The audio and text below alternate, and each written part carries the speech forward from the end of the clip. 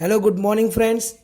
आज हम बात करेंगे चैप्टर नंबर 3 यूनिट नंबर 3 के अंदर के नए एग्जाम्पल के बारे में और नए टॉपिक के बारे में। यहाँ पर हमारा नया टॉपिक जो है वो है डायग्राफ्स। डायग्राफ्स के बारे में पढ़ने से पहले हम बता देते हैं कि अगर हम ये टॉपिक को देखें तो ग्राफिकल मेथड की या ग्राफिकल फॉर्म की तरह ही ये प्रेजेंट करता है। मतलब कि आपके जो रिलेशंस है या तो आपके जो फंडामेंटल्स है या तो आपके जो मैट्राइजिस फॉर्म है, अगर उसको हम ग्राफिकल मेथड में ड्रॉ कैसे करेंगे उस चीज़ को समझना है तो उसे कहते हैं इन द मैथमेटिकल और the chapter in the relation called digraphs. तो डायग्राफ कैसे बिहेव करता है? If A is a finite set, यहाँ पर जो हमारा ए जो है वो है finite set and R is the relation on A, we can also represented R pictorially as follows। मतलब कि यहाँ पर आपको दो प्रोटोकॉल्स फॉलो करने हैं जो ग्राफिकल मेथड्स में आप इसको शो करेंगे या तो ड्रॉ करेंगे। सबसे पहला है draw a small size circle. आपको एक स्मॉल साइज सर्कल ड्रॉ करना है। वो सर्कल क्या होगा? जो आपके एलिमेंट्स है उसको आपको इंडिकेट करना है। जैसे कि ए है तो ए में ए जो है हमें ए को एक राउंड करके दिखाना है। मैं आपको नेक्स्ट पेज में दिखा रहा हूँ कि वो कैसे बिहेव करता है। मतलब कि आपके एलिमेंट्स को एक लेबल ड्रॉ करके सर्कल के साथ दिखाना है and this circle is called vertices. अब कैसे करेंगे वो आपको नेक्स्ट में जो हमारे पेज टर्न करेंगे उसमें दिखाऊंगा। ड्रॉ द एरो, मतलब कि यहाँ पर रिलेशन दिखाएंगे। हमारे दो एलिमेंट्स है ए बी, ये दो एलिमेंट्स के बारे में हम रिलेशंस दिखाएंगे। उस रिलेशन को दिखाने के लिए, यानी कि ए बी का रिलेशन है तो वहां पर जो एरो जाएगा वो ए से बी की ओर जाएगा और वो जो एरो है वो arrow is called edge. From vertices A I to edge है, मतलब A to B if and only if A I relation edge है। मतलब कि ए और बी के रिलेशन हो रहा है तभी वो एरो वहां पर आएगा। बाकी आपको वहां पर एरो या एजिस दिखाने की जरूरत नहीं है। The resulting pictorial represent of R is called directed graph और डायग्राफ ऑफ आर। मतलब कि आप जो वो ग्राफ या आप जो वो फिगर ड्रॉ आउट करेंगे उस ड्रॉ आउट फिगर को या तो डायरेक्टेड ग्राफ बोला जाता है या तो डायग्राफ बोला जाता है। अब ये चीज को हम एक एग्जाम्पल के थ्रू पढ़ते हैं। Let A have 1 2 3 4 elements and R is the relation from A to A. मतलब कि यहाँ पर सेट खुद ही अपने साथ रिलेशन बना रहा है। मतलब कि set A to set A relation हो रहा है और उस रिलेशन के जो एलिमेंट्स है वो क्या कर रहे हैं? प्रेजेंटेशन दे रहे हैं 1 1 1 2 2 1 2 2 2 3 2 4 3 4 एंड 4 1। नाउ यहाँ पर हमारे पास कौन सा रिलेशन है वो हमें पता नहीं है, बट यहाँ पर रिलेशन का ब्रैकेट बना के दिया है। Now you show that the digraph of the figure out of the given relation function a from a to a, relation from a to a, then the diagraph of r is shown in the figure। अब दोस्तों यहाँ पर हम page turn कर रहे हैं और यहाँ पर दिखा रहे हैं कि वो जो फिगर है वो कैसे बिहेव करेगी। यहाँ पर हमने देख लिया है दोस्तों। फॉर दी आप अगर चाहो तो यहाँ पर एक रिलेशन r जो है वो लिख के रख सकते हैं कि 1 1। आप देख सकते हैं दोस्तों कि यहाँ पर मैंने पूरे ब्रैकेट्स वापस से लिख लिए हैं 1 1 1 2 2 1 2 2 2 3 2 4 3 4 एंड 4 4। यानी कि 1 1 पहले ब्रैकेट में जो हमने 1 ड्रॉ किया है उसके हमने सर्कल किया है। This 1 and this circle is called vertex. जो हमने डायरेक्टेड ग्राफ के स्टार्टिंग में 2 पॉइंट्स पढ़े थे वो मैं आपको बता रहा हूँ अभी। तो जो 1 2 3 और 4 ये जो 4 चीज़ों को हमने सर्कल के अंदर दिखाया है दिस इज कॉल्ड वर्टेक्स। और ये सभी साइड में जो एरो जा रहे हैं this arrow is called edges. Okay, अभी यहाँ पर हम पढ़ेंगे 1 1 1 1 रिलेशन है 1 1, यानी कि 1 से 1 की ओर आएगा तो ये आपको यहाँ पे सर्कल की थ्रू ऐसे एरो करके दिखाना है। सेम 1 2 1 2, यानी कि ये देखो ये एरो जा रहा है 1 से 2 के ओर, 2 के ओर जा रहा है मतलब कि 2 हमारा सेकंड है और 1 हमारा फर्स्ट है। वैसे ये 2 1 तो यहाँ से 2 से होके आ रहा है 1 के ओर पे, यानी कि 1 के साइड एरो खत्म हो रहा है। मतलब कि 2 हमारा फर्स्ट एलिमेंट है और 1 हमारा सेकंड एलिमेंट है। देन आफ्टर 2 2, तो मतलब कि राउंड घूम के यहाँ पे वापस से ये एलिमेंट खत्म हो जाएगा। देन आफ्टर 2 3, 2 से खाली 3 के ओर जा रहा है, वापस नहीं जा रहा है, मतलब कि यहाँ पे 1 2 और 2 1 था, इसलिए हमने उसको ऑल्टरनेट दिखाया है। बट ये 2 3, 2 से निकल के 3 के ओर जा रहा है, मतलब कि एरो 3 पे खत्म होगा। 2 हमारा फर्स्ट एलिमेंट है और 3 हमारा सेकंड एलिमेंट है। देन आफ्टर 2 4, 2 से निकल के सीधा 4 पे जा रहा है, मतलब कि 2 हमारा स्टार्टिंग एलिमेंट है और 4 हमारा लास्ट एलिमेंट है। देन आफ्टर 3 4 एंड 4 4, 3 4, देखिए 3 4 जा रहा है एरो और 4 4, दोस्तों यहाँ पे हमारा 4 4 यहाँ पे ये हो गया कंप्लीट। ओके, तो मतलब a collection of the vertices and edges between some of the vertices determines the relation in a natural manner. अब यहाँ पर अगर आपको पूछा जाए कि how many vertices, there are the 4 vertices, vertices 1 2 3 and 4, then how many edges, 1 2 3 4 5 6 7 and 8 edges है और 4 वर्टाइसेस है। ओके दोस्तों, अब बात करते हैं कि अगर एग्जाम्पल में हमें फिगर दिया है और उसके ऊपर से हमें रिलेशन मेंशन आउट करना है, तो वो आप कैसे कर सकते हो।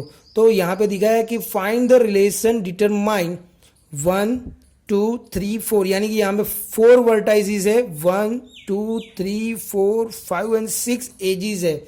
उस चीज़ों को हमें यहाँ पर विद द रिलेशन डेफिनेशन हम दिखाएंगे। Since A I and A J are the relation if and only if there is an edge from A I to A J, यानी कि ये लाइन हमें बताना चाह रही है कि यहाँ पर एरोज अगर 2 वर्टाइसेस के बीच इंडिकेट हो रहा है तभी वहां पर रिलेशन है। देखा जाए तो 1 और 2 के बीच कोई एरो नहीं है, मतलब कि यहाँ पर रिलेशन नहीं है। 1 और 4 के बीच कोई एरो नहीं है, मतलब रिलेशन नहीं है। खाली एरो जा रहा है 1 से 3 के बीच, मतलब कि 1 और 3 का रिलेशन है। अब दोस्तों हम बनाते हैं उसका रिलेशंस, जो हमारे पास पहले रिलेशन था और फिर डायग्राफ बनाते थे। अब यहाँ पर हमारे पास डायग्राफ रेडी और हमें रिलेशन बनाना है, तो मतलब कि स्टार्टिंग करते हैं 1 से। सो 1 का 1 की ओर जा रहा है, मतलब कि 1 1, फिर 1 से 3 की ओर जा रहा है, मतलब 1 3। अब 2 की बात करें, 2 से 3 की ओर भी जा रहा है और 3 से 2 की ओर भी जा रहा है, मतलब कि यहाँ पे 2 रिलेशन हो जाएंगे 2 से 3, मतलब कि 2 3 और 3 2। आप देख सकते हो, आपके स्क्रीन पे दिख रहा है। देन 3 का 3 से हो रहा है, मतलब कि 3 3। फिर 4 से 3 की ओर जा रहा है। दोस्तों यहाँ पे लिखने में बहुत से जिम्मेदारी के साथ लिखना है, आपको बहुत सतर्क रहना है कि क्या लिख रहे हो और क्या समझ रहे हैं। 4 से 3 की ओर एरो जा रहा है, मतलब कि आपका 4 जो होगा वो फर्स्ट एलिमेंट होगा और 3 आपका लास्ट एलिमेंट होगा। एरो के साइड पे आपका एलिमेंट लास्ट होगा, ये याद रखना है। आप अगर 3 4 लिख देते हो तो वो गलत हो जाएगा और पूरी जो एग्जाम्पल है वो पूरा गलत हो जाएगा और मार्क्स नहीं मिलेंगे। यहाँ पर रिजल्ट हमारे रिलेशन के ऊपर डिपेंड्स कर रहा है, मतलब कि 4 से निकल के 3 पे एरो जा रहा है, मतलब कि 4 3 इट्स अवर रिलेशन। ओके दोस्तों, तो यहाँ पर हमारे एग्जाम्पल के बारे में आपको पता चल चुका है कि डायग्राफ कैसे रिलेट करता है और उसके एग्जाम्पल कैसे रिलेट करते हैं। अब दोस्तों नेक्स्ट टॉपिक की बारी है, देखते हैं next topic.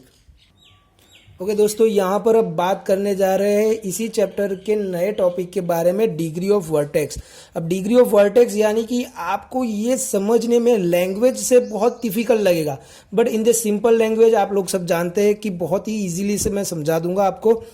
N important concept for the relation is inspired by the visual form of the digraphs, यानी कि यहाँ पर अगर हम डायग्राफ के विजुअल फॉर्म को देखेंगे तो हम इसको जल्दी से समझ सकते हैं।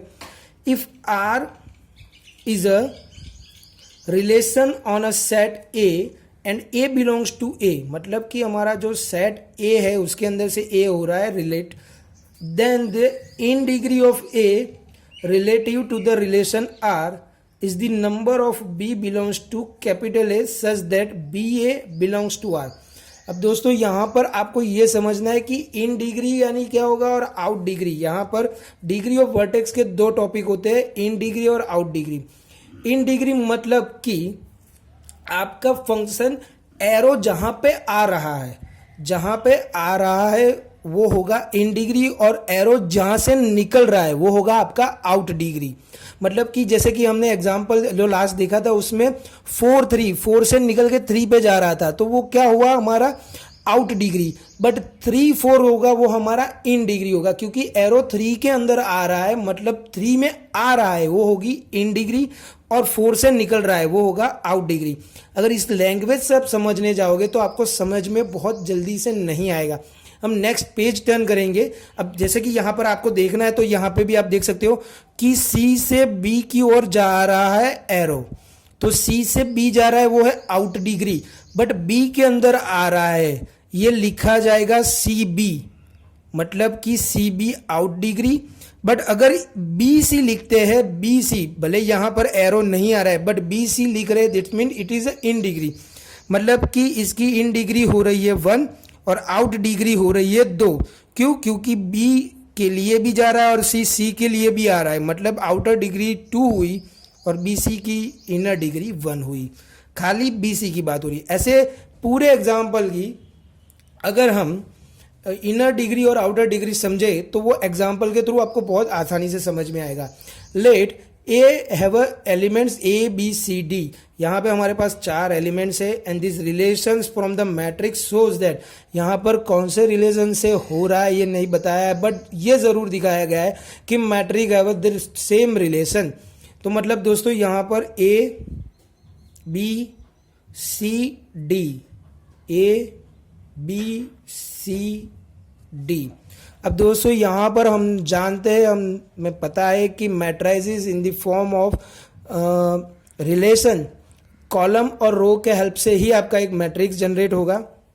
तो constructed the digraph of R and list in degrees and out degrees of all the vertices, मतलब कि यहाँ पर पहले मैट्राइसिस से हम उसका डायग्राफ जनरेट करेंगे और उसी डायग्राफ के ऊपर से हमें इसकी नंबर ऑफ आउटर डिग्री और नंबर ऑफ इनर डिग्रीज के नंबर्स देने हैं। तो मतलब ये देखिए ये हो रहा है ए, तो ए हो गया, इसका ए हमारा रिलेशन बन रहा है। अगर आप चाहो तो दोस्तों यहाँ पे भी लिख सकते हो, साइड में मैं आपको दिखा रहा हूँ कि R have a presentation of A, then A के अलावा और कोई जगह पे 1 प्रेजेंट नहीं है, मतलब कि ए का ए के साथ ही रिलेशन है। देन बी बी के साथ, देन आफ्टर सी बी और सी, देन आफ्टर डी बी और डी। ये 4 रिलेशन मैट्राइसिस हमने बना दिए हैं। अब दोस्तों इसी के बेस पर हम डायग्राफ ड्रॉ करेंगे। ए, तो ए के अंदर ए आ रहा है, फिर बी आ रहा है, देन आफ्टर सी से ए की ओर एरो जा रहा है। आप देख सकते हो दोस्तों कि सी से ए की ओर आ रहा जा रहा है, सी से बी की ओर भी एरो जा रहा है, सी से खुद सी के अंदर आ रहा है, फिर सॉरी दोस्तों यहाँ पर डी ए नहीं है, डी बी है, एक्चुअल में हमने ए पहले काउंट किया है, फिर बी आ रहा है, सो डी बी हो रहा है, सो डी से बी की ओर एरो जा रहा है, और डी, सो डी से डी की ओर भी एरो आ रहा है। मतलब कि आप देख सकते हो कि ये पूरा हमने matrices to relation and relation to digraph हमने ड्रॉ कर दिया है। अब इसकी नंबर ऑफ इनर डिग्रीज गिनते हैं और आउटर डिग्रीज गिनते हैं। तो इसको इनर डिग्री और आउटर डिग्री आप कैसे समझोगे? तो इनर डिग्री मतलब कि अंदर कितने एरो आ रहे हैं। जैसे बी के अंदर सपोज हम इनर डिग्री ऑफ ए गिनते हैं, तो ए की इनर डिग्री, ए के अंदर कितने एरो आ रहे हैं? 1 और 2, मतलब कि इसकी इनर डिग्री होगी 2। बी की कितनी होगी? 1 2 और 3। सी की कितनी होगी? ओनली 1। और डी की कितनी होगी? ओनली 1। मतलब कि इनर डिग्रीज मतलब आपके अंदर एलिमेंट्स में एरो आ रहे हैं, वो है इनर डिग्री।